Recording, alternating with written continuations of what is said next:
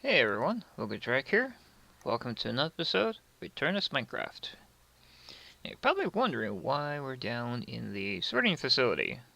Well, at the end of the last episode,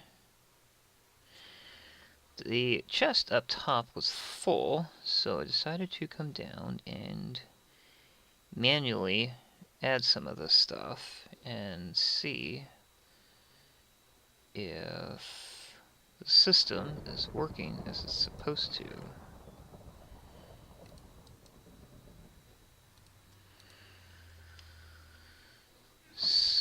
Okay, so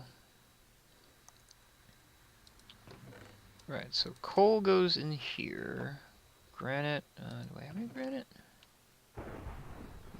No, I always, mostly get cobble and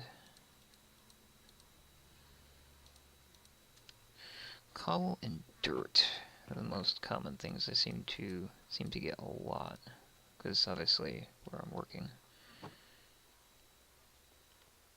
Seeds, andesite,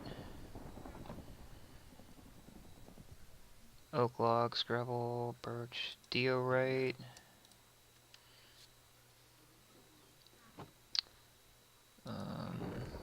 This will end up going under here. It's iron. It's iron ore, but I don't have a home for it just yet. Okay, so let's see. Oops.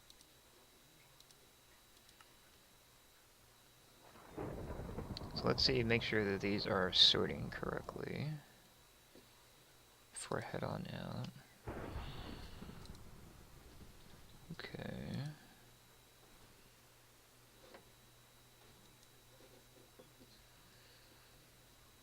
Wait, why does it say 16? Missing 2 seeds. That's alright, I think.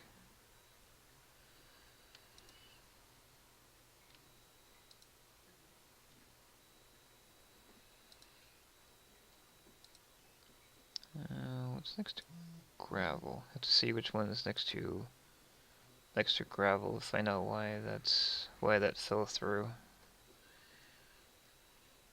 Come along here, up over here. Oops.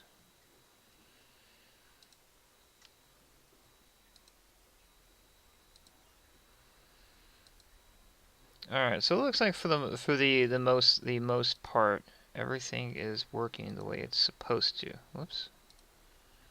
Except for that. Why is that one not working right?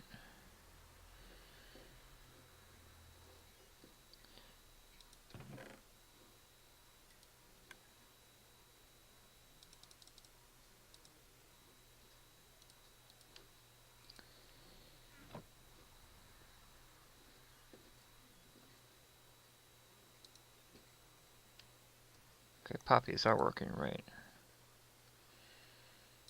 Which one wasn't working right then? Oh, maybe I had the mouse over the passing tube instead of the actual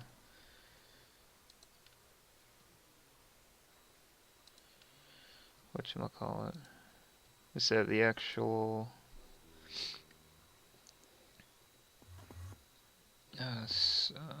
sorting hopper, which that's fine.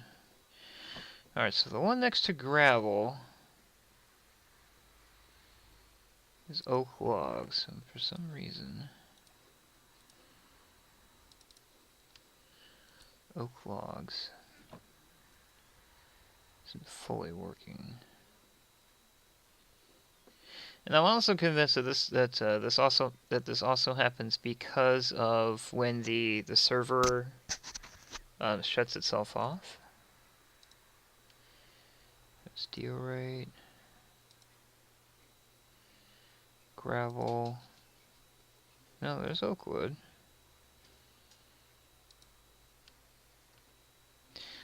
Maybe this is just another case of looking at the wrong hopper. No, because the seeds are still missing 2.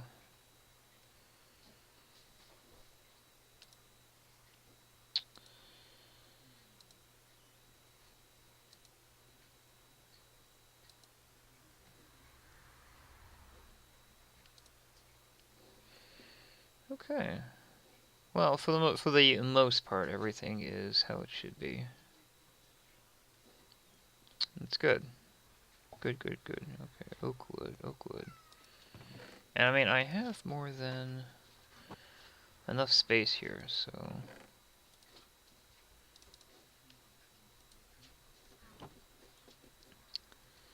Actually, I've moved this yet again, because I've had to have added additional chests for cobble and dirt. Okay. So yeah, I'm more than prepared. Because something else that I did notice was that when a chest gets overflowed, is a lot of times is when the hopper will the items in the sorting hopper will then go through. Why that is like that, I have no idea. I may look up how to add overflow protection.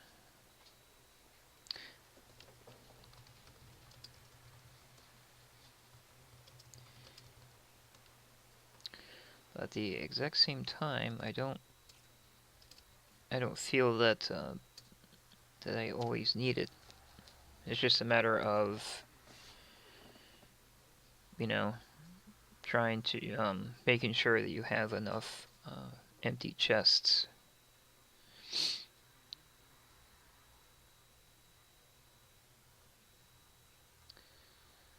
Okay, so back over here.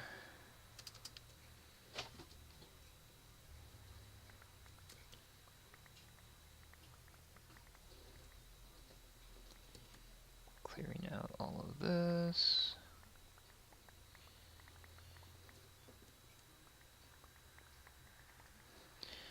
And we get to go, and we still get in, I still have to go down one.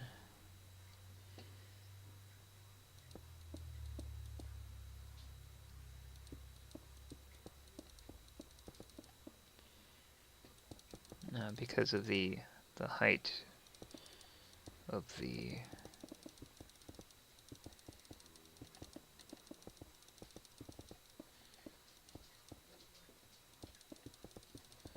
whatchamacallit, because of the height of the bridge. Let's see.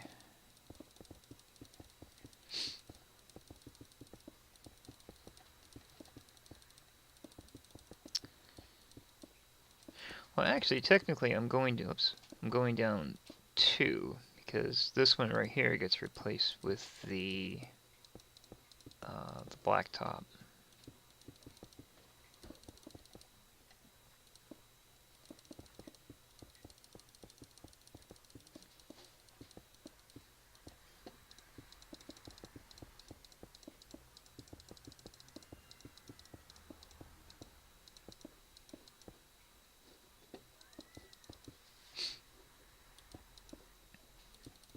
To excuse the sounds in the background if you hear any.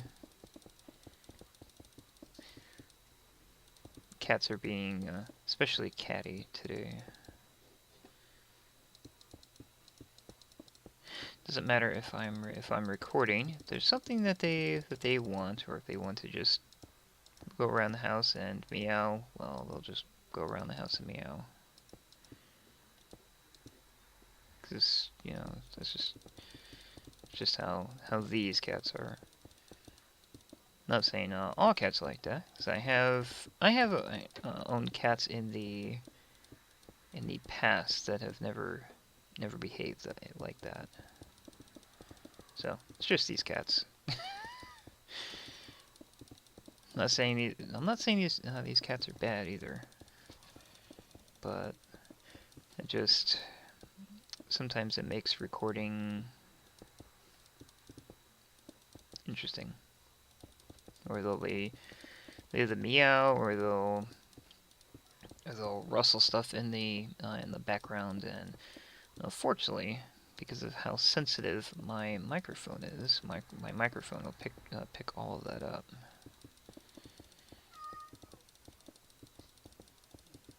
See, like right now.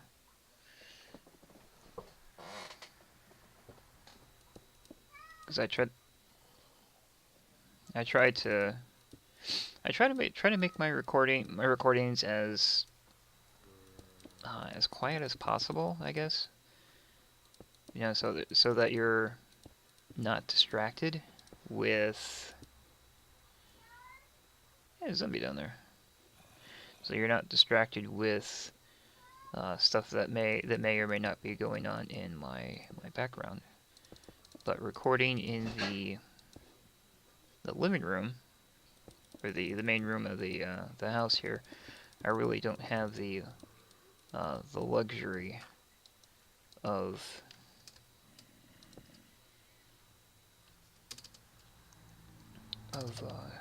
picking and choosing where to record, especially with the sensitivity of this microphone. And what's even funnier is that the microphone level itself on the headset is actually turned off. If that's any food for thought. So, and the input on this laptop is the microphone input is considered passive. So it's just, it's just a regular jack. There's nothing, special about it. Whereas on the desktop, it's active, which means it's powered, which gives the jack a little bit of a boost without actually needing to manually go in and boost the microphone, which is nice. Granted, not all desktop computers are like that. Mine, my desktop was a gaming desktop, so it had a bunch of other features that most other desktops don't, like high quality capacitors.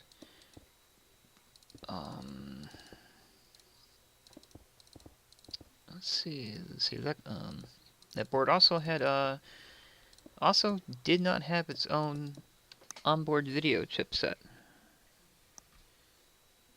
So it was, specifically designed to, to work with another computer monitor, which, or another video card. Pardon me.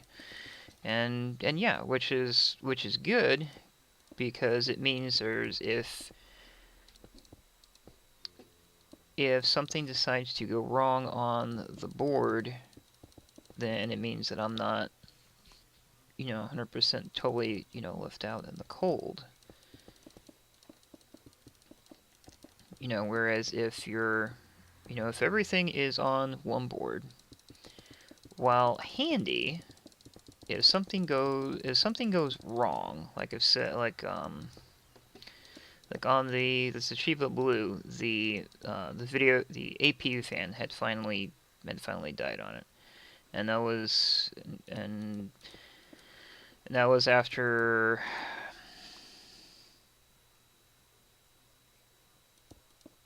3 rounds of Overwatch that the APU fan had finally died on it, and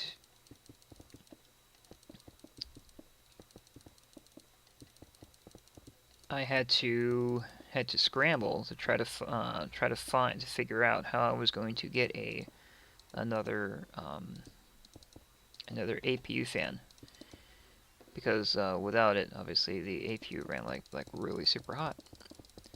So I grabbed the fan off of my off the Toshiba laptop that I moved here with, which has been long since trashed, and grabbed the fan off of that and put it in there, and that lasted for, I don't know, a couple weeks till the laptop itself had died. But I mean,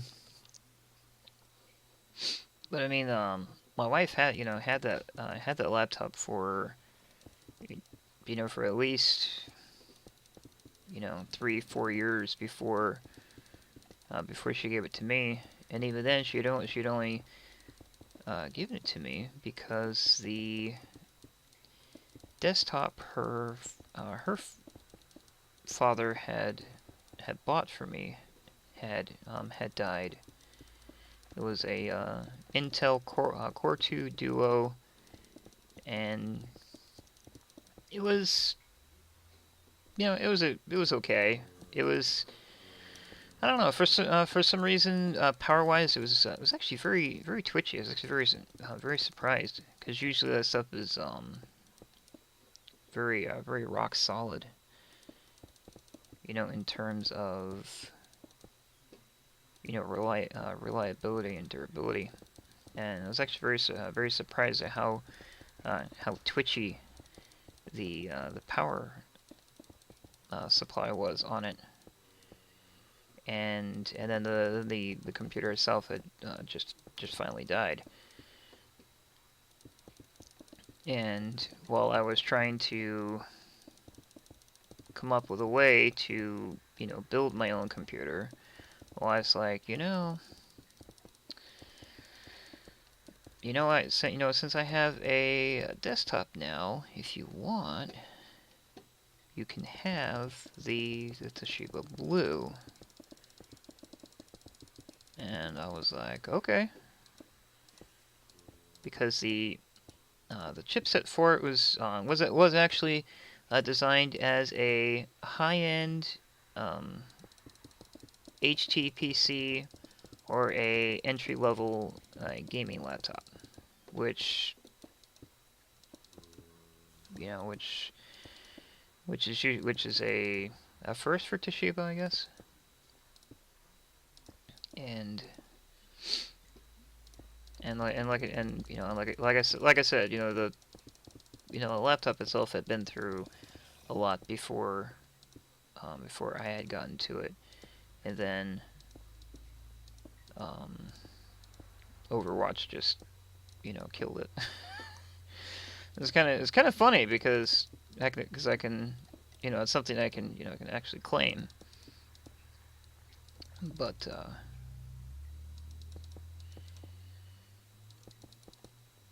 yeah, it actually surprises people that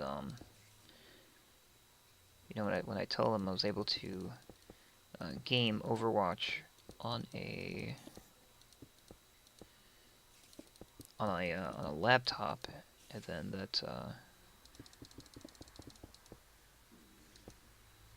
that the game had killed the laptop.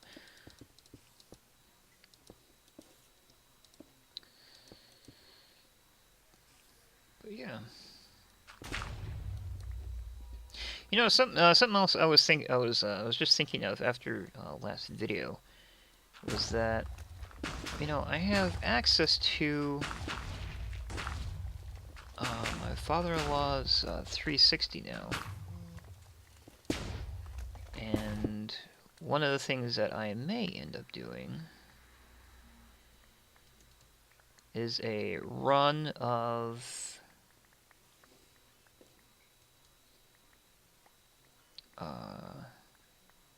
New Vegas. No, Fallout New Vegas. Because I should be able to record that, because the only program that will be open here on the laptop will be OBS. But we'll see. I'll need to test it, see how that goes. If all those little tests that I want to do work out, then as soon as this series is over, that is what I will do. I will do a run through of New Vegas. Because for those of you who remember when I did all the Fallout 4 stuff, you know, I was a huge item hoarder, which in a way the Fallout games makes you into that mindset, because you know you save that stuff up and then you sell it for caps, and then you use those caps to get, you know, armor or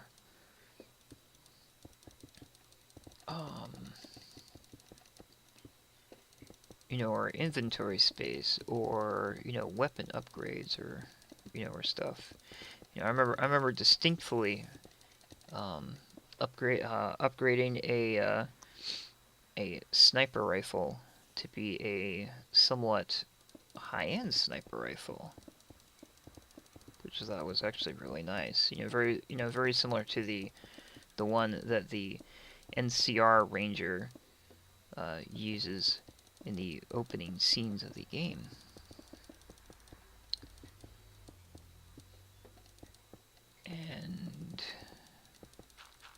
And anytime, it's even funnier, because those that know me personally know that I don't normally, you know, align myself to anyone. But at the exact same time, anytime that I've ever played New Vegas, I've always aligned myself with the NCR. You know, just cause, I guess. I don't know. Back when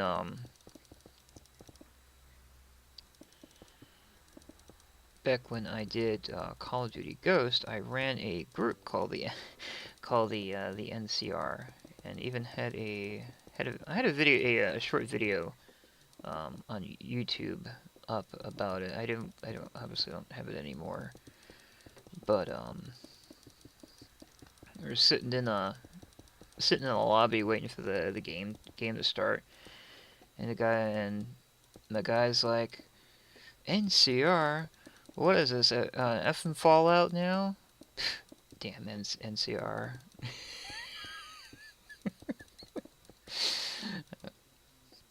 I mean, that was, you know, that was a fun time. I would consider that to be a fun time in gaming. You know,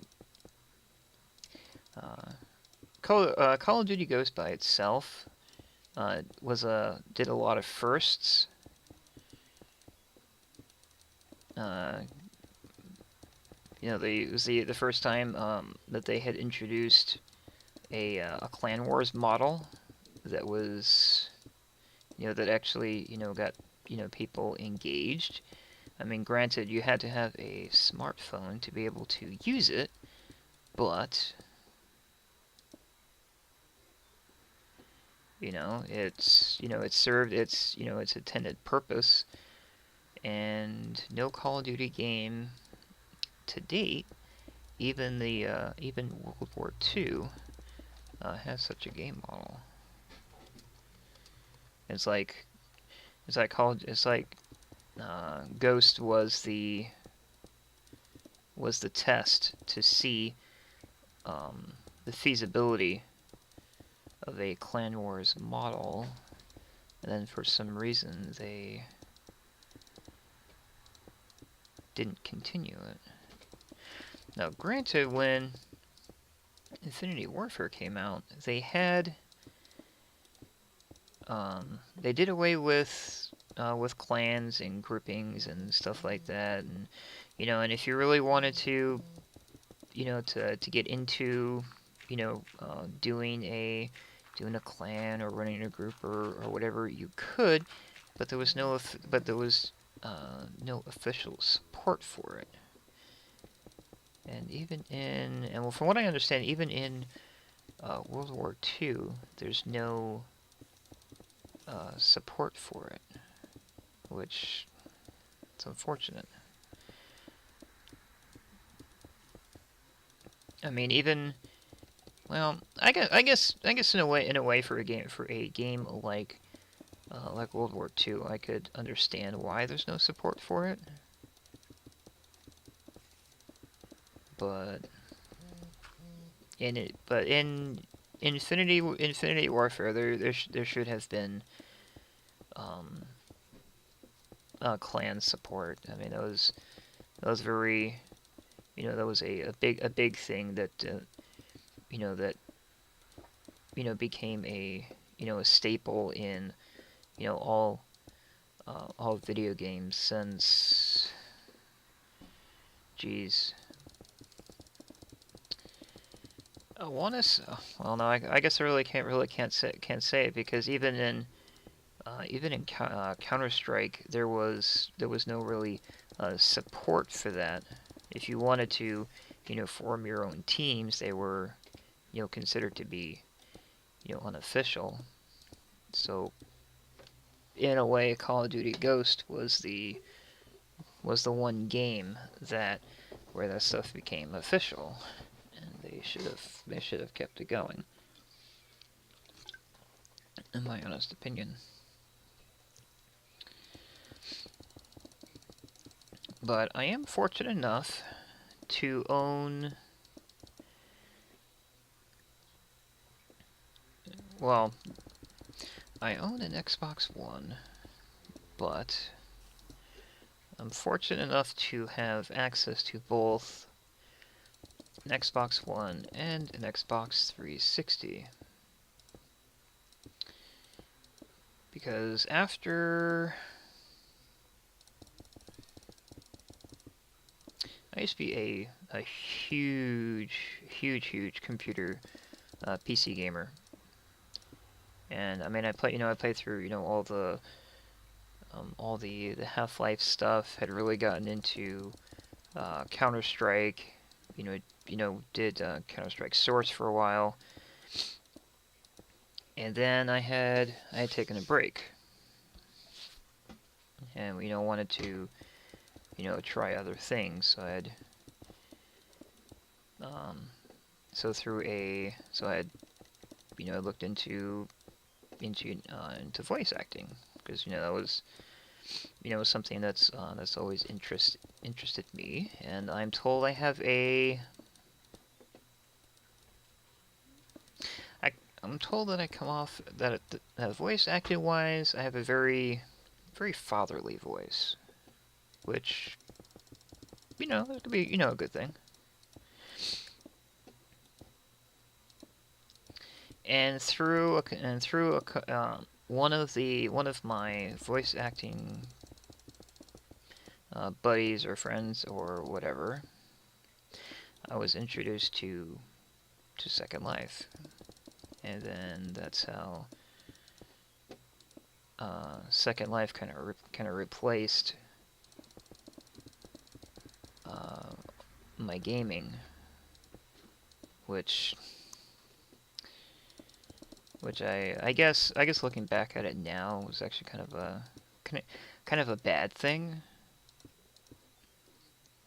because if I had kept the gaming thing going, then I probably could have been really, I could really have been really good at at at shooter games. Games like Call of Duty and the like. So then when the Xbox One had came out,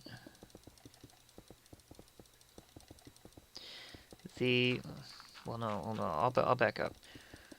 When Call of Duty Ghost had came out, it had came out first for the 360, and that's what I had first played it on, was the 360, because that was all we had in the house. We had the black one. It was the Elite, I believe. And so then I was like, okay, well, I'll give this, gaming thing a second run. I used to be good at it before, so maybe I can, I'm a little rusty, but maybe I could, pick it back up again. And I guess to a small degree, it kind of worked. Granted with Ghost,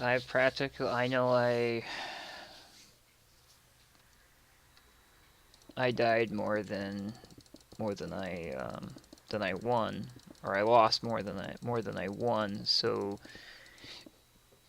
my KD suffered a lot. But I was having fun with it. I mean, and even to this day, even though I no longer have Xbox Live,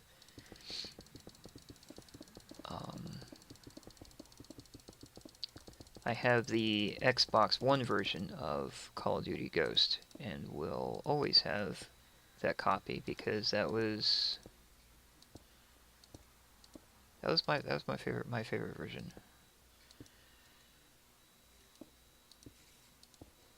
But and that might even change, because after getting back after I had stopped gaming on the Xbox and started looking into gaming on the computer again, I was like, okay, well, I used to enjoy playing Counter-Strike and Counter-Strike Source. Maybe I can, get back into playing it again, because that would have prepared me for getting CS:GO. And a couple sessions later of Counter-Strike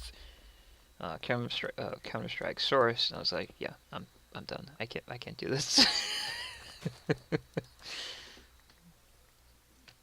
It was like my views on the on the games had completely changed. It was nuts.